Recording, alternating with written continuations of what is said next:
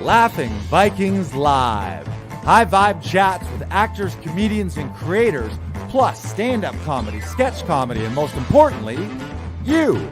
That's right, join us every Monday for new episodes, and you can be a part of the show on Facebook Live, YouTube Live, and Twitch. Ask questions and interact in the comments, and make sure to share this with your actor, comedian, and creator friends so they can be a part of the show too. Can't make a live show? No problem. You can catch up on your favorite podcast platform and visit laughingvikings.com to find out how you can join the cast and crew. All right, it's time for today's show. Buckle up and make sure you stick around to the end because we have a special surprise for you. All right, ladies and gentlemen, it is Laughing Vikings Live. Happy Monday Fun Day. Let's go.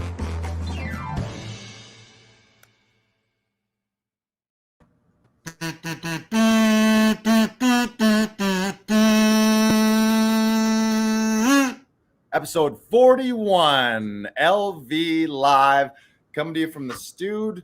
I'm Lars. This is the BK Broiler. I'm here in Comedy Alley, as you can see. How you doing, BK? I'm doing fantastic, Lars. It is a good Monday Fun Day.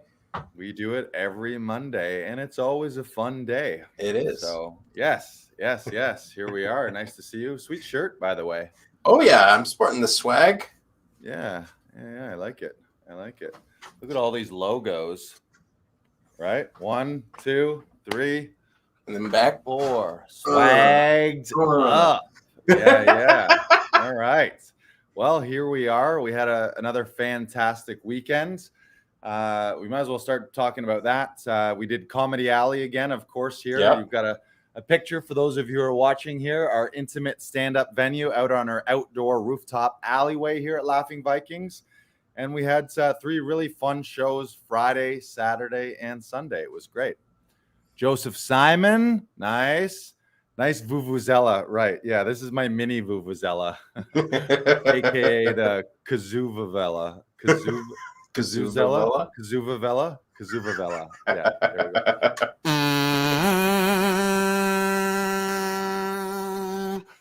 Yes.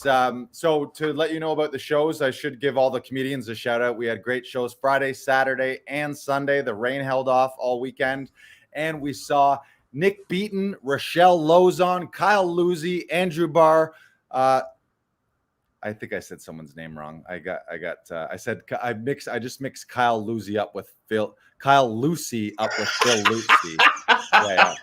We're gonna start that over. We're gonna start it over for the Instagram. Let's do it. Let's do it. If you're joining us live, this is live. This is wild, but we're trying to get some things done here today. So this is for the Instagram reel right here. Thank you so much to all the comedians this past weekend in Comedy Alley, including Nick Beaton, Rochelle Lozon, Kyle Lucy, Andrew Barr, Al Val, Sandra Battellini, Paul Thompson, Jordan Foisey, Olivia Stadler, Juliana Rodriguez, Christoph Davidson, Nitish Sakuja, Hassan Fills, and Big Norm. Woo! Catch us every Friday, Saturday, Sunday at 9 p.m. Boom. That was like 20 seconds. That was great. That was good. That was sizzling, Lars. Sizzling. Yeah. We had great crowds, and it's always a fun time here. So we're still brand new, so people are in the neighborhood are still learning about it. But we had our first sort of street people come and see it, like people who weren't connected to Laughing Vikings and weren't connected to me. People in the neighborhood just seeing the signs. Good old signs work. If you're wondering, like how to get the buzz going, you can just slap some real signs. People now that we're allowed outside, they see things with their eyes outside and not just on social media. So it's great. Joseph Simon, stuff your sorries in a sack, mister. Sorry I missed the show. Has been working all weekend. Come this weekend or quit your job. What are you doing? You don't need a job. Just come hang out in Comedy Alley. You can sleep in the alley. If you have nowhere to go, if you quit your job and as a result, you lose your house and your mortgage or you get evicted, you can just sleep in the alley after the shows. You can be our resident alley sleeper as long as you come to all the shows. That's a pretty sweet deal. And you can get tickets for that at laughingvikings.com/comedy alley. Bam. Yes, you can. And tickets are limited. We should let you know it's a very small, intimate venue. As the COVID stuff releases and opens up, I think whatever phase we're going into this week kind of allows more and more people, but we probably only have room for about 20 people. So if you're intending on coming, get the tickets online. It's advanced bookings and reservations only. I don't really want to have any people show up at the door. I want to have the bookings in advance. If you must show up at the door, take your chances, but you might arrive and want to come and get turned away. So book online at laughingvikings.com/comedy alley. And there's a coupon code you can use. If you hear this, use the coupon code FRIEND, FRIEND. I think last week I might have said friends with an S. So I might go into the computer system and add an S to one of the coupons, but for sure, friend works. If you're listening to this week and you're like, last week I tried to type in friends and it didn't give me the discount, try it without an S, or just message us, or just pay full price. It's worth it. Yes. Yeah, it's 100% worth it. It's always a great time. I went not this weekend, but last weekend. Fantastic. So much fun. We had almost a full house, and it was bumping. We had the Comedy Spider. Sorry, you had a nice date night as well, didn't you? Yes, yeah, it was great. It was a lot of fun. It's a lovely date night. Yeah. And if people are wondering what to expect, as I said, it's an outdoor rooftop alleyway. There it is behind us. It's sort of like Narnia. You'll arrive, and at multiple points throughout the night, you'll think to yourself, where am I? Where is this weird place? It's like you've stepped through the wardrobe and you're in this magical, mystical, weird alleyway. And that's the way I like it. I even still kind of pinch myself, especially after the shows end, when I'm just out there at night putting things away. I'm like, geez, what is all this stuff? It's very surreal because none of it existed. 3 weeks ago, Comedy Alley was just known as Alley. Yep. It was just a plain old dirty alley. But when life gives you alley lemons, you turn those alley lemons into alley lemon meringue pie. That's what I've learned in my short time. Speaking of lemons, there's one nice right there. I love how that blends in with the green screen. It's just perfect. There you go. It's just perfect. Yeah, we got all the things here. We do. We got some comedy banana. We got a comedy lemon. Nice. We do prizes. We always give away some T-shirts, some swag, sometimes some snacks, and we do it officially here. This is the official fun pink dice here, and we have one of those auto-generated. It's like one of those bingo balls. It goes a little something like this. Ding ding ding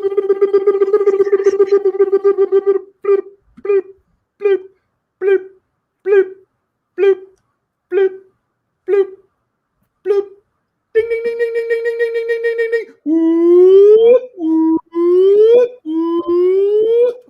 Yeah, so prizes, so much. What we always do is we guarantee you that we will under-promise and over-deliver. If you're an audience member wondering what to expect, we always have 3 or 4 pro comedians headlining the shows, people that you've seen in festivals across Canada, people who have headlined comedy clubs. We occasionally have the odd walk-on guest if a comedian's in the neighborhood, or a lot of times comedians are rolling with each other and hanging out and going show to show together. So sometimes one of the booked comedians will bring a buddy and you'll end up with a bonus comedian. But every week you get 3 or 4 headliners doing feature sets of about 15 to 20 minutes. So it's professional shows. It's not an open mic. You're not going to come here and see 10 people who have never done stand-up before. We may once in a while have a noob, because that's one of my favorite things, is letting people take their first crack at it on our stage. I've always loved doing that. And partly that's because I was really grateful when I was brand new for being able to get the stage time. But for the most part, it's a paid show, which is why it is ticketed, which is why there is a cover charge, a ticket price with that. And that's something that's really important to me. And I should let everyone know that the comedians are also paid. What professional means is you've been paid to do this. These are people who have been paid to do this across the country, across the world in many cases. They've been on the biggest festivals, Just for Laughs, JFL 42, Winnipeg Comedy Fest, Halifax Comedy Fest, festivals in the States. So as a result, it is a professional show. So if you're wondering, what are you getting? You're going to pay for a professional show. You're going to get professional comedians, and those comedians are getting paid. I'm a member of the Canadian Association of Stand-Up Comedians, or CASC for short. And that's an organization that has really been fighting for comedians to get paid. There's a lot of times, like any art form, you sort of get sometimes stuck in that weird in between of you're a professional who has been paid for it, but you love it so much that you're willing to do it for free. And then sometimes producers know that. So they're like, well, there's a supply and demand. I got a million comedians who want stage time. So who cares if we pay them? But that's not how we run things here. The shows are all ticketed. There is a ticket price and a cover charge because you're seeing professionals, and those professionals are getting paid each and every night when they're on the stage. And like I said, that's something that's really important to me. And I think in Canada, we need to do a better job of that, supporting our own homegrown artists, because the classic career path for a Canadian artist is to do everything in Canada, get stuck and have nowhere to go except to go to the States. And between COVID and political stuff and just the thousands of dollars it takes to get visas, I think we need to create a situation and a scene here where comedians are getting paid, where we're supporting our own homegrown people. So whether it's musicians or theater or comedy or any live arts, pay for that stuff. It's like we have no problem spending $20, $40, $50, $100 just on beer and chicken wings in a night, which is great. I'm not saying don't support restaurateurs, support those as well, but support the professionals who are giving their heart and soul in these performances. Pay for entertainment, pay for music, pay for comedians, because you are supporting your own internal artists. And everyone who's been locked up for the last year, I bet you appreciated having Netflix and having all these things on the streaming sites and Spotify and all that stuff to entertain you. And without people coming up through the system and getting to that point to be able to record those and make a living, and it's a weird thing, because again, we're like, some people might be like, well, if you really love this, you do it for free. You're not a purist. It's like, yeah, I would do it for free if I could buy food and I could pay electric bills and I could pay rent in jokes. Then yeah, what a glorious world that would be, where nobody needed to get paid. We could just barter our talents everywhere we go and get it for free. The fact of the matter is, we live in a society with fiat currency and there's ticket prices to things. So if you're a professional and you've decided, okay, I love this, but now I love it so much, I want to do it professionally, you got to put yourself in a situation to get paid. And I know it's a tough situation for a lot of comedians and a lot of artists, but we are trying to change that here at Comedy Alley. And that's, again, it's super important to me. And I think it's all a part of flow and abundance, and having an abundance mentality and a flow state. Is when I go to a show, I happily hand over my money, because I know that that's going to the artist, that's going maybe to the producers, to the venue, to the caterers. And it's creating a big flow, versus people who are like, oh, I don't want to pay for anything. It's like, okay, well, then you're just going to live in this stagnant world of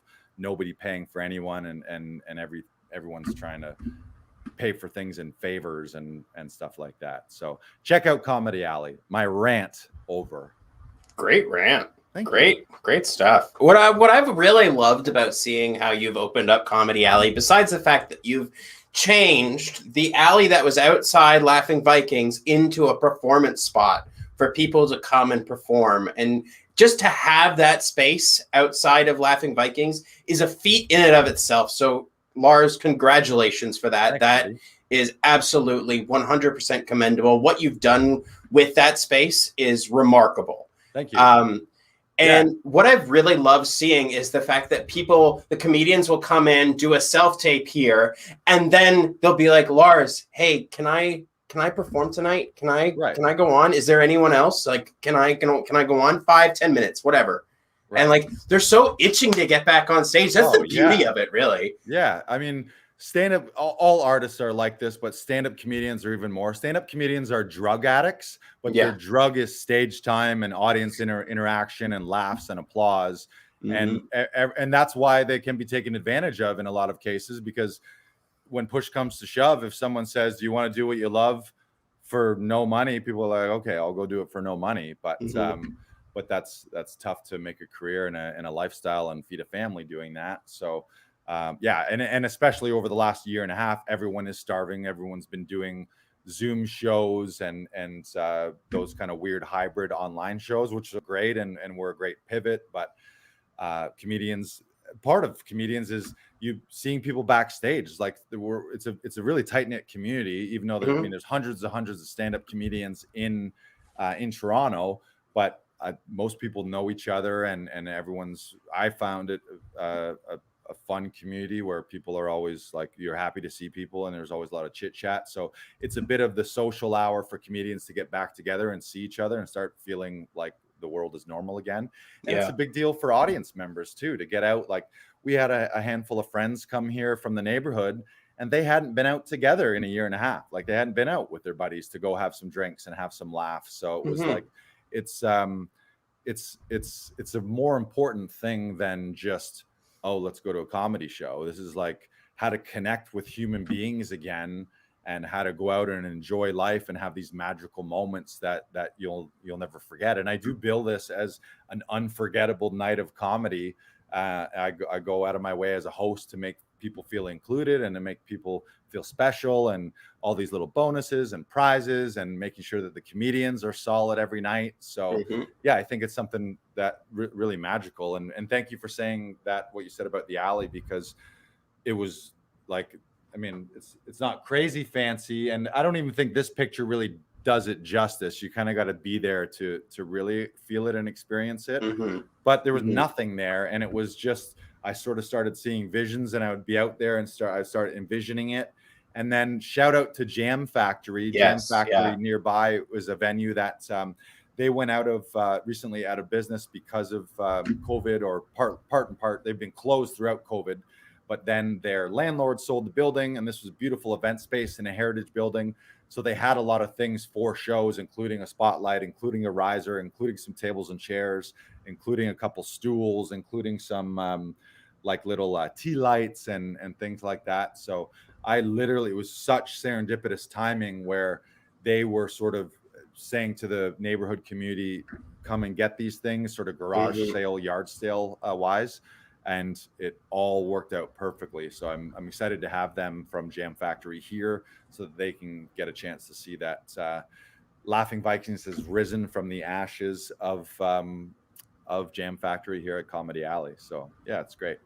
Yeah.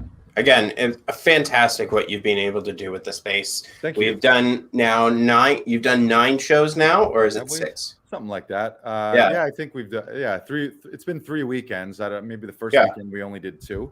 But right now we're aiming for Friday, Saturday, Sunday every week. And then as it gets busier, being a small venue, eventually we're going to sell those out every weekend. And then I'll look to add Thursday shows, maybe Wednesday shows, Tuesday shows.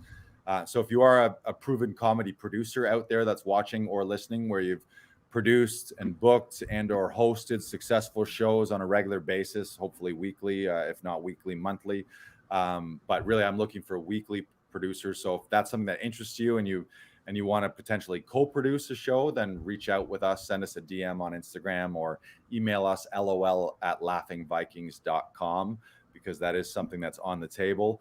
I've already talked to a couple comedians who are looking to sort of do special nights where it would be sort of their night, where they would just book out the place to do their full 1-hour show as well. So we'll look to that. So yeah, tons of opportunity. I should say something that was very sad this past weekend. Comedy Spider was nowhere to be seen. So I don't know if our Comedy Spider has moved on. I don't know if some of the thunderstorms and rain washed them. What's that? Incy Wincy Spider. How's it go? Itsy bitsy spider. Itsy bitsy. Yeah. And wash the spider out. Something like that. Wash the spider out. But we did have traces of the Crackoon, our local Crackoons in the neighborhood. This time, 2 weekends ago, like right behind the comedians. So if you see where they are right there, up on the rooftop is where the comedians, or where the raccoons like to be. And they sort of just like came to the edge and poked their heads over, and that didn't happen this weekend, but I did notice like the shadow of one scurry across. And then Luna gets a sense, the studio dog here, she's out there with us, so every once in a while she'll like look like she either smells or hears something, and she'll start skittering back and forth up and down the alley, like snorting and stuff. Like, what's going on? What's going on? So yeah. We have a lot of traditions happening there. So yeah, it's great. I love it. It's the perfect symbiosis for the studio here, and that's always been. I mean, the point of the studio is to support artists and actors and comedians to create their digital content, whether it's auditions or voiceover or podcasts or their own web videos. And a part of that for us long term at Laughing Vikings has been outward facing productions like stand-up shows, which I've always produced stand-up shows. I've just produced them in other people's venues and never had a venue that we've used here right next to our studio. And then long term, as you know, Brandon and I, we've talked about this lots, is we want to get to the point where we're producing scripted TV series, maybe sketch comedy series, feature films. So we have our internal side here for actors, comedians, and creators, where all the studio and digital media equipment is available for use. But we also, the reason that we're doing that is then to create TV shows and to create comedy specials and to create sitcoms and feature films and all of these things. And it'll be Laughing Vikings people and our friends, sort of much like Happy Madison is Adam Sandler's production company, or Heartbeat Productions is Kevin Hart. Those are people who they started as an artist at just themselves and trying to make their way.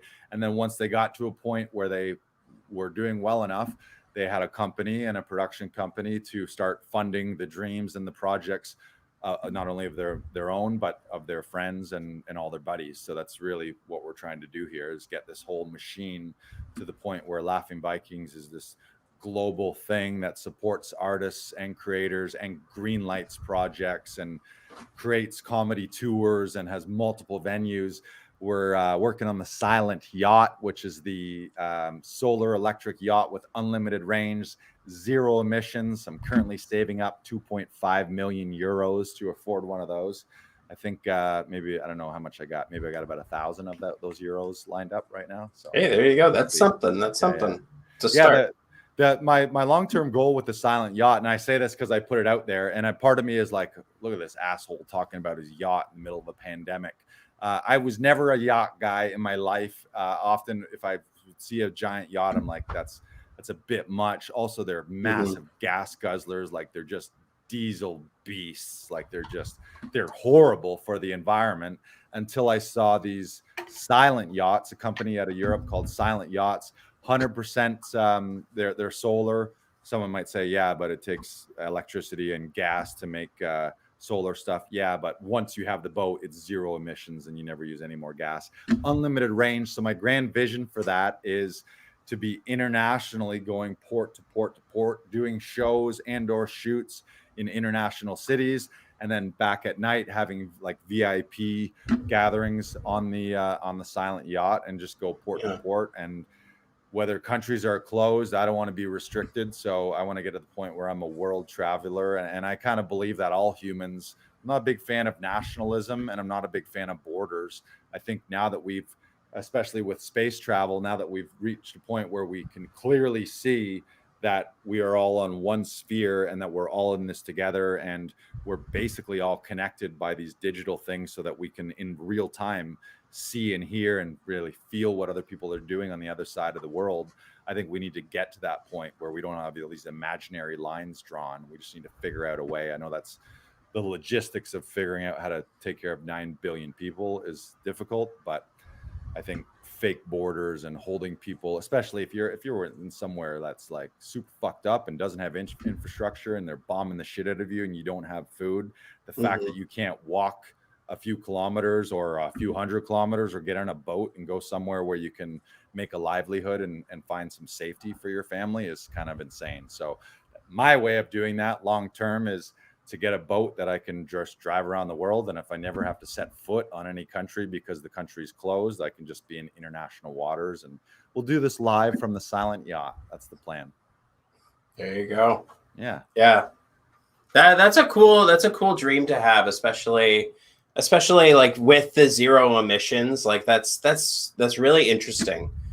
Yeah, it's unlimited range. It's transoceanic. So like they did a test a couple years ago where they took it like New York to England or whatever I don't know if it was Florida to England or where they went, but I mean, you don't normally bomb through the middle of the ocean, because if you get into trouble out there, you're kind of in trouble, but usually stick to the coastlines as you go up and around continents and stuff. But yeah, it seems perfect, and it's pretty sick. Like it's pretty sweet. Chances are I'll end up getting some kind of sponsor. Like I'll get a corporate sponsor. Maybe we'll put a tour together, slap some big corporate sponsor names on that, and that will end up funding it, where like Laughing Vikings will lease it, but in conjunction with some corporate sponsors to do tours. And that's part of the reason that I always wear this. This is a reminder for me, wearing my captain's hat until I actually have the thing. And then you've seen the screensaver where I did a screensaver with like I photoshopped Laughing Vikings on it. So in my mind, it's already a done deal. It's just a matter of the timing when it actually happens. Nice. Yeah. I have my dream up on my whiteboard so I wake up seeing it every day. What is it? Tell me. Oh, I'm going to be the best actor in the world. There you go. All right. Doesn't matter where, doesn't matter what, stage, screen, voiceover. I'm going to be the best actor in the world. Shout out to Bo Eason from There's No Plan B for Your A Game. Bo Eason was an NFL football player, and then he became an actor. He had a long Broadway run.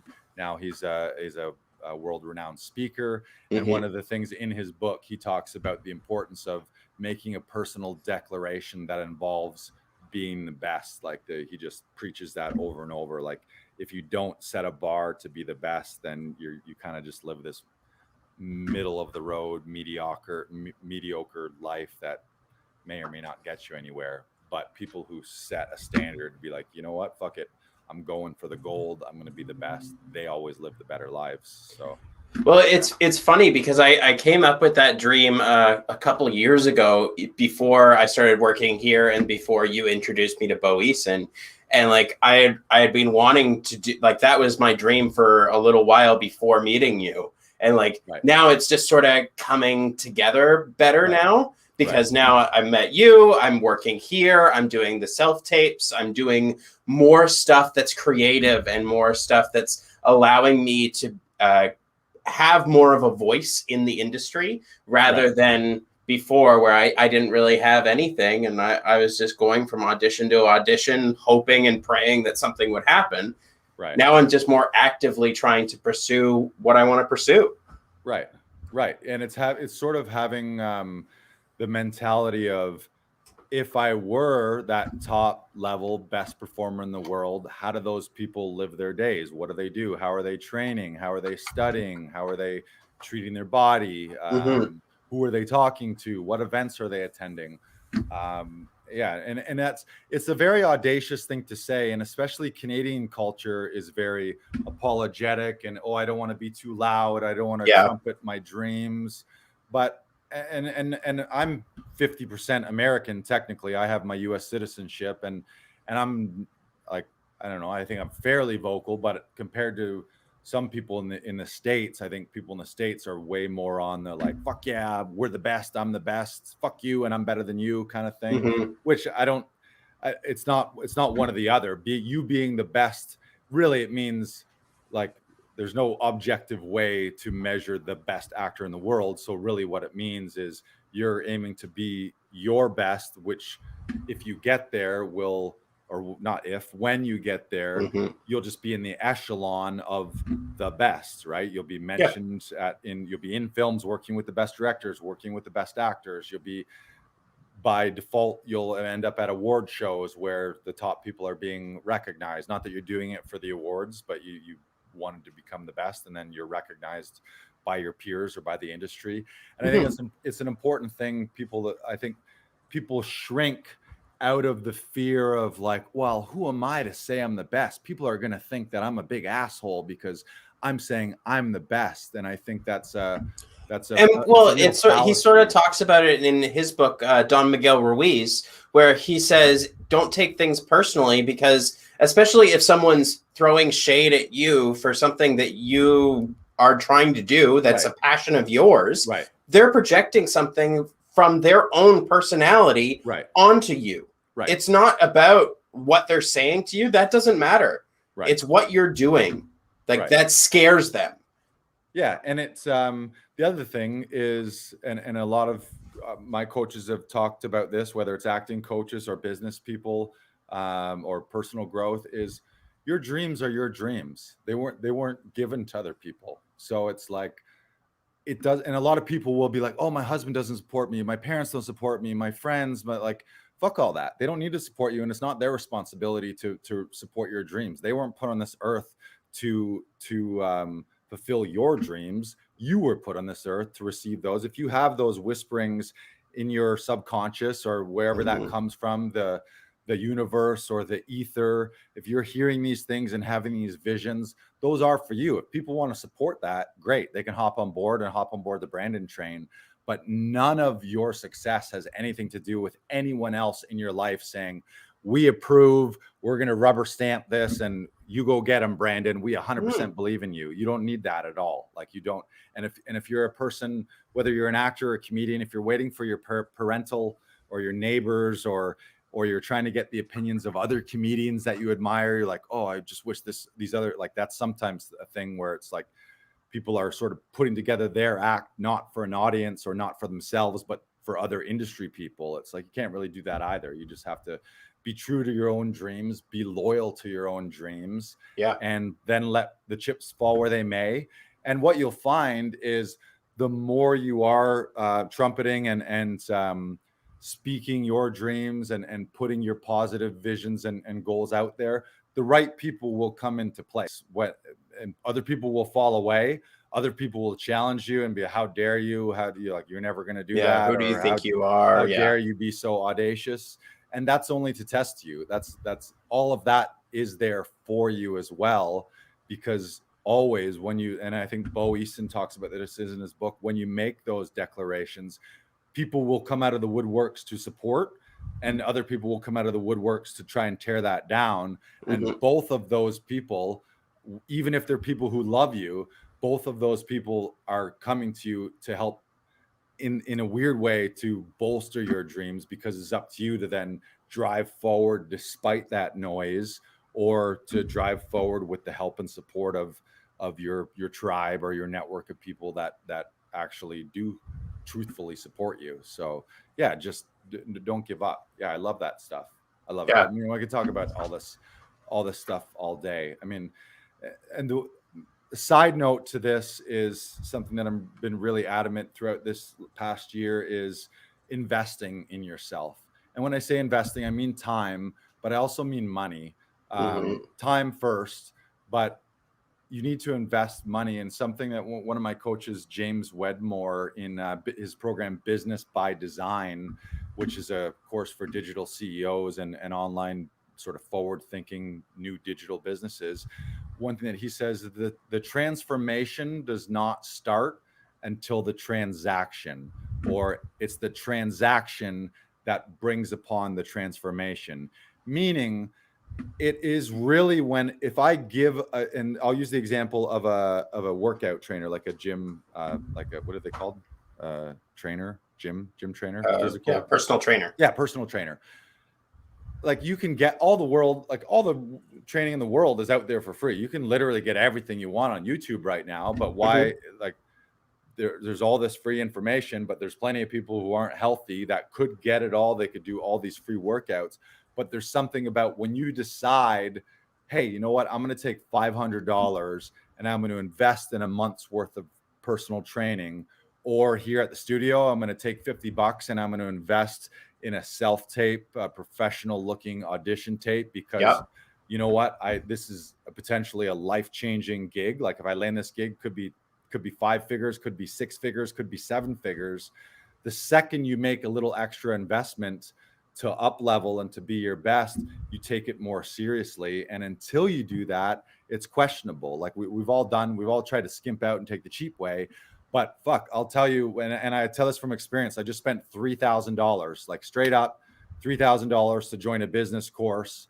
But I know that that $3,000, the reason I'm doing that is I'm investing in myself, I'm investing in Laughing Vikings, and I'm investing in that business coaching with the intention that's going to bring me 6 figures and 7 figures and that silent yacht. So I can't be skimping the $3,000.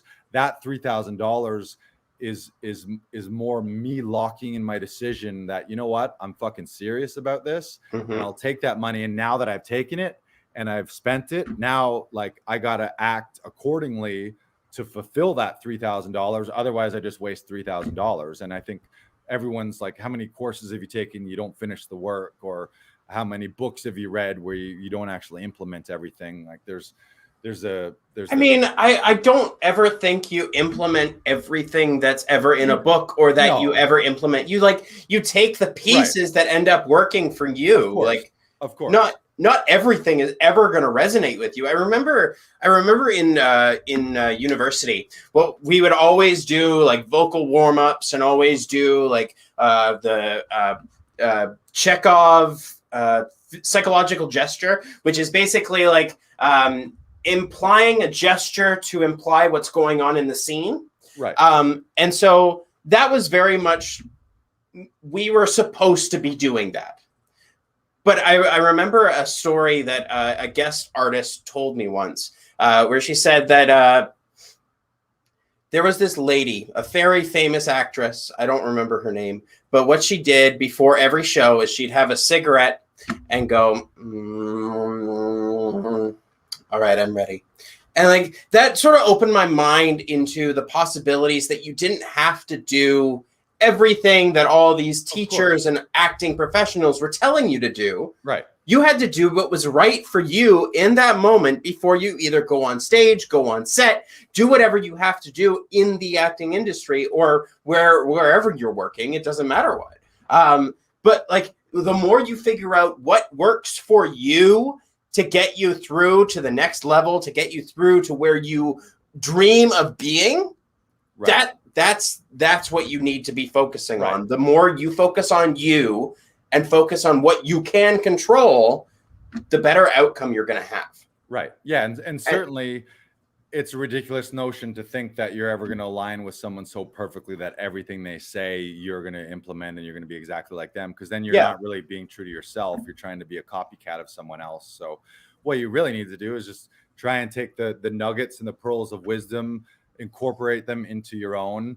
But there is something to say, if you want your life to change, it's going to change from first thinking differently, and then as a result of that thinking, taking new actions that you didn't do. You're not going to become someone new by doing the things that you've done to get you to wherever you are today. Just the law of cause and effect doesn't work that way. So if you want the life of what someone other than you has, you kind of got to figure out what that pool of people is doing and has done throughout their lives. That's why taking courses and reading books and reading biographies and listening to interviews, all that stuff informs you. But at the end of the day, you figure out what works with you, and you do the things that works for you, and hopefully that does the trick for you. But it also takes time, and it takes an investment, and Tom and patience. And some patience. But the patience can come once if you've set that plan. Okay, I'm going to be the best. How long is it going to take me? 20 years. What am I going to do in those 20 years? Week by week, month by month, or these are the daily habits. The patience comes and the knowing comes from that, because like if I were to set up a plan of like, okay, I'm going to eat clean. These are the clean meals I'm going to eat every day. I'm going to exercise for an hour every day. The outcome is inevitable. It's inevitable. It's cause and effect. You don't need to think at that point like, am I ever going to be healthy? It's like you just need to stick to your guns, and it's going to be inevitable. And I think that really does apply to any field. That's really the simplest way to do it, is look long term. That's not to say that your life can't change in a heartbeat. And that is one of the nice things about entertainment, is right time, right place, right role. People do pop, and all of a sudden that 10 years of work turns into what appears to be an overnight success. Yeah. But if you set long-term goals like that, then it's just, you have this knowing. You're like, I know I'm going to be successful, and I'm already successful. And you should also have a little bit of, it's not just the outcome. Like it's a little bit of, you got to do it for the love of the game as well. Like not just, I'm not going to be enjoying myself till I have an Oscar or I have a silent yacht. It's I'm enjoying every day of it for what it's worth, and the learning and the growth and the fun and all that stuff. But I know that I'm working towards something, and you're following in a plan, and then you just kind of, you can let go and just trust and not get hung up in the how of things. I think a lot of like focus on what you want to get, and more, maybe more so why you want it. For you, what reasons, like what are the real reasons that you want to be doing whatever you're doing, and then kind of let the how work itself out. Like, don't get bogged down. It has to go in this order. It has to be this thing or these people or this show, because we don't really have any control over that. And if you try and be a control freak over that stuff, it just drives you crazy, and everything, like, you'll just feel like nothing's going the way you wanted to plan it. But you can't plan most of life. Shit just happens, and you got to react to it for the most part. And what I've also found is if you focus on one small aspect and like just do that one thing over and over and over again, eventually it's going to become something that becomes a strength for you, even if it was a weakness before. Right. Because the more repetition you're doing it, I think it's 21 days to build a habit and 90 days to build a lifestyle. Sure. Think of it that way, where you're memorizing something or you're rehearsing every day for 90 days. And then eventually you'll have to do it because your body will say, no, this is what you're supposed to be doing today. You know that you have to do this for 20 minutes or whatever it is. But like the more you focus on those 20 minutes, and it's good to set yourself a timer for like 20 minutes, rehearse, do something, do anything acting related, and focus on it for 20 minutes. That's it. Right.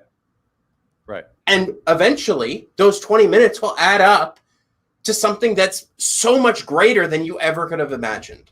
Right.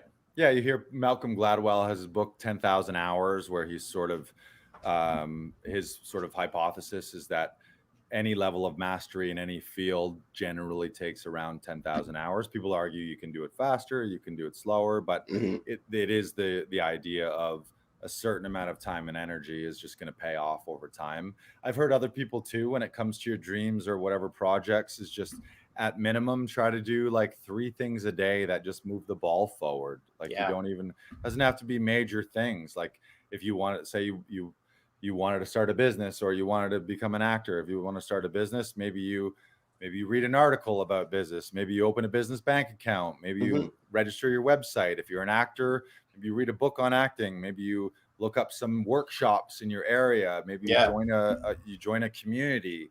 So just all these little things. And then that kind of, it takes the pressure off of being like, oh my God, I'm not where I want to be yet. So just these little incremental, because it's growth is what we're all striving for. Like everyone at any level, you could be the richest person, most quote unquote successful person. But if you're at a point where you're no longer growing, those are the people who they have everything and they're completely unhappy because they just reached this level and they're like, okay, now what? I got a sick pool. I got a sick yacht. I got all the money in the world. I've got all the credits in the world. I'm super famous. I got everything. Now what? But as soon as they stop growing, they stop challenging themselves. They didn't look like, you get at the top of the mountain. It's not the top of the mountain. You get to that top and you're like, oh shit, there's something up there now. Yeah. And everyone has that experience. Like professional athletes, like someone like Michael Jordan, for example, wins everything, top of his game, like couldn't go any higher. But at some point he retires and then he has the rest of his life to do something. So then what does he do?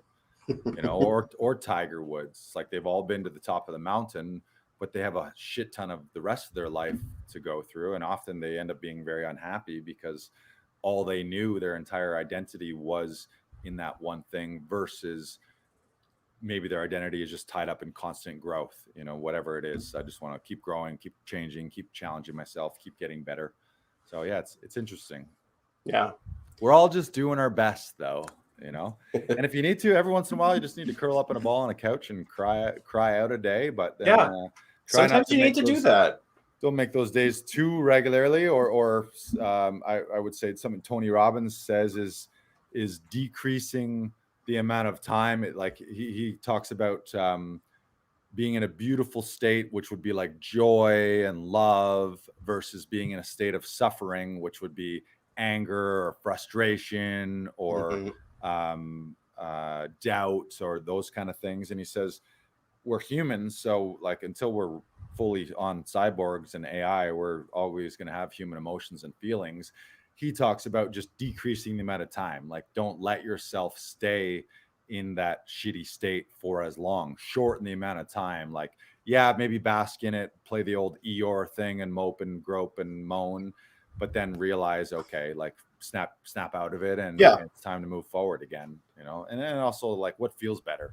Do you want to feel good, or do you want to feel bad? And for the most part, we're pretty much in control of that. Mm-hmm. All right, let's move into a random question. Ooh, we'll try and keep this as short as possible because we're almost out of time. But Lars, which would you rather explore? Oh, do your thing.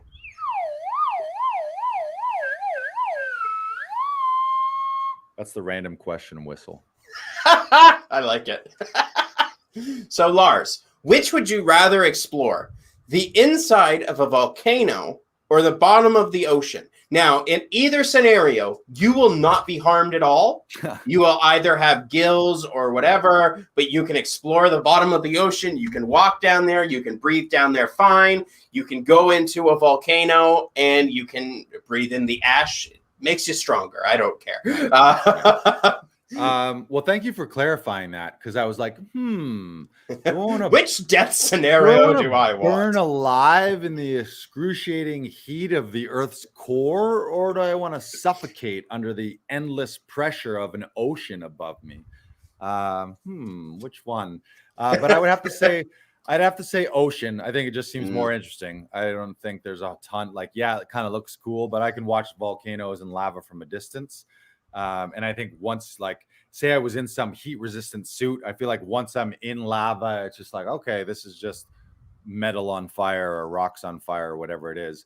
Whereas I think in the ocean, you might see crazier shit, which also might make the ocean scarier too, because I think there's be more potential forms of life or weird things there.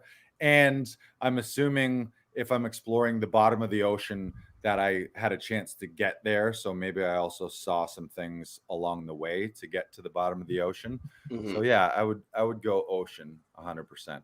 Interesting. I would kind of want to go with the volcano, to be honest, just because it would feel like a sauna, so your pores would look great. Remind me never to go to your spa. Yes. We're doing a hot Laughing Vikings spa. We're doing a hot magma massage. Don't worry, this it won't hurt. We're gonna put some of this on you. It's 1,500 degrees. It might melt your skin off, but you'll feel good afterwards. So relaxing. Yeah. Oh, it would be. It would be very relaxing. Right. Yeah. This spa is a great idea. The lava spa goes. Right, and then you can go enjoy a crushing underwater adventure, 20,000. Well, all you need is like a little pebble of like magma or something. You put that into a cold pool of water, heats it up instantly. All right. My God, you have a sauna, you have a jacuzzi right there. You're on right there. You're on to something. You and the volcano people. Brandon versus the volcano. That's the new movie. Take it on. I'm gonna do it. Yeah. Well, listeners, weigh in at home. Let us know. Volcano or bottom of the ocean? Which would you rather explore? Yeah. I mean, hopefully the oceans are still there. We're kind of fucking them up right now environmentally. And I don't know that we're polluting volcanoes as much as we're polluting the ocean. So I feel like the volcanoes are probably polluting us more than we're polluting them. Right. Just with the volcanic ash that causes like acid rain and right. Stuff like that. You hear that, volcanoes? Back off. Stop it. James Tooby also says volcano. Yeah. No. Let's do it together, James. We can do it. Yeah, we'll just lower you into those suits. It'll be like, wasn't there a movie? We won't even need suits. We'll go in. We'll go in raw. Tommy Lee Jones movie already, Volcano? Is that a thing? Yeah, I think that was. Yeah, I think Dante's Inferno and a movie actually called Volcano came out like in the same year, and it was basically the same movie. They're trying to see if volcano movies could work. There's something rumbling. Yeah. But it's been a while. It's been a while since we had a volcano movie, so maybe we're due for another one. Volcano 2. Yes, we are. Volcano 2. It's coming. Return. James Tooby's gonna write it. Volcano 2. Return of the Magma. Yeah. It'd be cool if there was life that actually lived at the center of a volcano. If that was possible, like that would be an interesting thing to find. Right. I'm just Aliens. saying. Aliens. Maybe. Aliens. If that's where they were hiding the entire time. Ooh. Right under our noses inside volcanoes. Okay, and so let's start wrapping this baby up, Lars. And let's do a quote to inspire our week. Let's do it. And you did actually touch on the person that does say this quote. Go with the kazoo.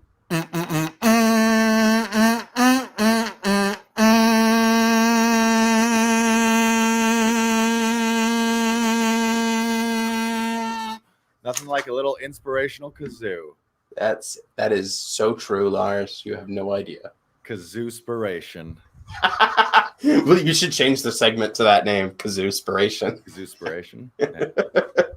So, our quote today comes from Michael Jordan, who said, "Talent wins games, but teamwork and intelligence win championships." Now, we here at Laughing Vikings want you to be a part of our team. We love the collaboration. I think I speak for both me and Lars when I say we like helping people figure out how to do auditions. We love helping people with their self-tapes. We love people succeeding and watching them come to life, especially when they're acting. It's one of my top 10 joys in life, just seeing someone do really great work. And the more you work with a team, Right. the more you invest with yourself, and the more you try and incorporate all these different elements into your work, like taking classes, taking random psychology lessons, taking different inspiration from everywhere that you can, the better things will be for you in the long run. And it develops that community atmosphere. I feel like what we always crave as artists and as actors is that community. I know I got into acting and got into performing because I loved the team mentality of it all. I was never very good at sports, but I loved the team mentality and doing it for you so that you have the best performance and making sure that everyone is taken care of. And like, it's a family. Right. Yeah. Community takes a village. Like, and it's tough as an artist, as a stand-up comedian, and as an actor. It is very a lone wolfy career where you don't generally, like, until you're on an ensemble cast and doing something very, very regularly, you're always this gig for hire mercenary kind of performer, which means you're often by yourself, or your career can feel like it's only your career. But as soon as you start to join a community, whether it's an acting studio, whether it's Laughing Vikings or attending regular events, coming to Comedy Alley, this doesn't just apply to acting and comedians and all this stuff. It's just kind of life. Life's going to feel better when you do it as a team. And every great thing that anyone's ever done, they haven't done it by themselves. They've done it with a huge team. Even solo athletes, they have their coach, they have their psychologist, their psychiatrist, their trainer, their physio, their chiro, their sports psychologists, all these people, their nutritionists, their doctors. So it's like there is a whole team of people propping these people up. And I can personally attest to that. All of the most fun things in my career, acting wise and comedy wise, have been times on set with a great crew and a great cast. And then when it ends, you're like sad to say goodbye to everyone. Or it's been doing a little mini tour with a bunch of comedians where you kind of get tight and you're these road warriors with people. And since starting Laughing Vikings, like everything in my career personally has 10x since having Laughing Vikings, because it has created a community and a team, and it's put me within proximity of like a 10x number of actors and comedians and writers and directors and producers and all these people, whereas previously, if I wasn't booked on a gig or wasn't auditioning or wasn't on stage or on set, I wouldn't have been around any of these people. It was like, kind of do your thing and you go home. But here, since I'm in the studio every day, I'm like literally every day I'm hanging and helping and working with actors, comedians, creators, as are you. So it just, it keeps you sharper. It keeps you feeling good. It keeps you just like remembering that you're a human being as well. And that's like, we're not going to remember at the end of your life when you're in your deathbed. You're not going to be like, what awards did I win, or how much was in my bank account? You're going to remember relationships, and you're going to think and hope that they remember you, and you're going to think and hope that you did right by those people, and you're going to think and hope that they show up to your funeral and say nice things. And when you're gone, you're going to hope that they remember you fondly and just smile when they think of you and be like, oh, wasn't he great? And that's kind of like, maybe best case scenario, someone puts up a bench or a statue that stays around for a little while afterwards. And then 500 years from now, you're going to be gone, and everyone who knows you is going to be gone. And maybe just this podcast is here. So, yeah. So, yeah. This podcast will live on. This podcast will live on. Yeah. So keep that in mind, James Tooby, Joseph Simon. Your comments will live on forever, long after you, your grandchildren and great grandchildren be like, my great grandpa Tubinator, he was a cool dude. I like how they'll be referring to it. Great grandpa Tubinator. Yeah. Yes. Yeah. It's great. I love that name. Yeah. So that's a great quote. And again, I just encourage people to, whether it's Laughing Vikings or another community out there, join a community of like-minded. And it doesn't have to be entirely like-minded, but people who are at least striving towards the same. Yeah. Supportive, striving, positive. Remember that like you're going to be the average of the 5 people around you. So if the 5 people around you are always bitching and moaning about how tough it is and how hard it is and how they're never catching a break and their agent this and the writer's that and this isn't good and that's not going to, like, that you're just literally creating your reality by hanging around those people. And that's the tough thing to do if you're family members and close friends. So like, you don't cut those people off. You just be aware of that. And maybe you compartmentalize that a little bit and start, there's a saying like, you can't fly with the eagles if you're scratching with the chickens or if you're scratching with the turkeys or something like that. So it's like, you gotta elevate yourself. And if you don't want to be the smartest person in the room, you don't want to be the most talented person in the room, you want to get yourself around people who are better than you, and sort of by osmosis, you'll start getting better and you'll start to be the average of those people. So if you start to surround yourself around people who are very ambitious and very positive and forward thinking and financially are doing well and successful and all this stuff, and sooner or later you're going to start to realize that it's all kind of rubbing off on you. And also they wouldn't have you around them if you weren't also growing and changing on that trajectory, because people don't hang around people who are at a too far lower level than them, because it doesn't serve them, right? So create a team, make a team. And if you don't have a team, then start it yourself. Yeah. That's a great thing to do. The world needs more people, more leaders, and more people to start communities and start hubs of good stuff. If you feel like your perspective or your voice isn't being heard, whatever voice or whatever group that may be, then be the person who starts that. And you'll start to connect with people around you, and you start to put your words and thoughts and your truths out to the world, and that's going to attract people like you, and then all of a sudden you'll have your own community. So just make it happen. That's 100%. That's great, Lars. Fantastic.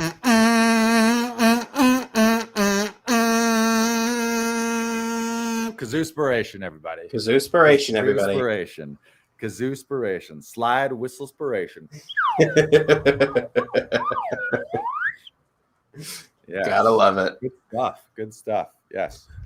So go ahead. Do you have something? You go. So before we go, everyone, please, I'm doing a play for the Hamilton Fringe called The Laughter, where I'm playing Lou Costello. This has been a dream come true production for me. I'm very excited for people to be seeing this. It opens this week. In 2 days, actually. Oh, my God. In 2 days online, you can get your tickets at hamiltonfringe.ca or go to boxoffice.hamiltonfringe.ca. And that's where you can get your tickets for The Laughter. You can watch it at any time. It is digital. We recorded it on Zoom on the 20th. And it is I'm incredibly scared, but very excited for people to be seeing this. Yeah, me too. I'm excited. I'll be there as well. I don't know what night. Is there a night that's better for you, or that anything extra is going on? Like so, Lars, we are doing a talk back on July 15th. So this Thursday, we are starting that at 8:30. We're going to be showing the screening of The Laughter, and then we're going to be doing a 20-minute, 30-minute talk after. Beautiful. Hit that up. And hit up Comedy Alley this weekend. We're going again Friday, Saturday, and Sunday. That's July 16th, 17th, and 18th. And you'll see comedians like Keisha Brownie, Jen Siccato, Sammy Farid, Rodrigo Stoll, Mark Sinagoga, John Steinberg, Sabrina Douglas, Arthur Simeon, and more. Friday, Saturday, Sunday, 9 p.m. Hit us up, Comedy Alley, Laughing Vikings /Comedy Alley. That was close. It was almost flawless. That was pretty good. I think that was still 25 seconds. All right. James Tooby says, break a leg. Thank you, sir. I am very excited. Yes. And of course, we should let people know, if you're new to Laughing Vikings, aside from grabbing tickets to Comedy Alley to experience us, you can go to laughingvikings.com/gift. And if you're an actor, you can get your first self-tape audition session free here at the studio. So we'll help you with an audition. We'll hook you up with a professional reader. We shoot it, we edit it, send it off to your agent or casting, so you don't have to worry about anything except expressing yourself between action and cut. And the first one's on the house, so you can come experience it, and then afterwards you can continue to come back and join the community. Come join us in the volcano. All right. Join us in the volcano. Yay! Yes. All right. And on come to Comedy Alley. Yeah. Great show. Yeah. Thank you, everyone. Hit us up on all the podcast platforms. And if you're listening to this, but you're not watching this, hit us up on a Monday night at 6:00 on Facebook, YouTube, or Twitch, and you can join us live. You can be a part of the show. Don't let Tubinator steal all the glory here. Every week he's slipping in his comments. And then people years from now, they're going to be like, who's this Tubinator guy? He was in every episode. You could be the new Tubinator. Not that we're getting rid of Tubinator, but we need more Tubinators. We need 1,000 more Tubinators. What a world that would be. It's impossible. There's only one Tubinator, but whatever your last name is, we'll turn it into a cool nickname. But you got to be here live to comment with us. Thank you so much. Hit us up at Laughing Vikings. Shoot us a DM. Say hello. We love you. We love you. We love you. Goodbye.